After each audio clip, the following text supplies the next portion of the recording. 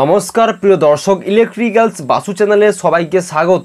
तो दर्शक आजकेर भिडियोते आमरा टेबिल फैनेर सुइच नष्ट हो गेले बा सुइच यदि खराब हो जाए तो सुइच चेंज ना करे सेई पुरानो सुइच किभाबे रिपेयर करे चालाते पारबेन, ताछाड़ा यदि कोनो सुइच एकदम भेंगे जाए ताहले सुइच किभाबे फिटिंग्स करबेन सेटा आमरा आजकेर भिडियोते स्टेप बाई स्टेप देखाबो। ताई आजकेर এই ভিডিওটি प्रथम থেকে शेष पर्यन्त मनोयोग सहकारे देखते थाकुन। आशा करी ভিডিওটি আপনাদের খুবই কাজে দেবে।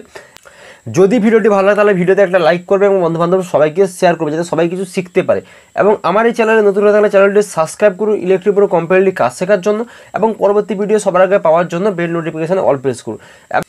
এবং দর্শক যদি ভিডিওর মধ্যে কোথাও বুঝতে না পারে আমাকে কমেন্ট করে বা হোয়াটসঅ্যাপে জানাতে পারেন। ভিডিও ডেসক্রিপশনে হোয়াটসঅ্যাপ নাম্বার দেওয়া আছে, আমি যথাযথ চেষ্টা করব আপনাদের বোঝানোর জন্য।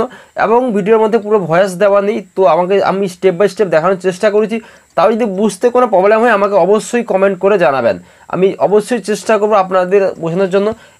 এবং আপনাদের যদি কোনো ভিডিওর ডিমান্ড থাকে, কোনো ভিডিও দেখতে চান তাহলে আমাকে কমেন্ট করে জানাতে পারেন, আমি অবশ্যই চেষ্টা করব আপনাদের ডিমান্ড অনুযায়ী ভিডিও বানিয়ে দেওয়ার জন্য। তবে আমাকে একটু টাইম দিতে হবে, আমি অবশ্যই আপনাদের ডিমান্ড অনুযায়ী ভিডিওগুলো বানিয়ে দেবো। তো চলুন দর্শক আপাতত এই ভিডিওটি শুরু করি।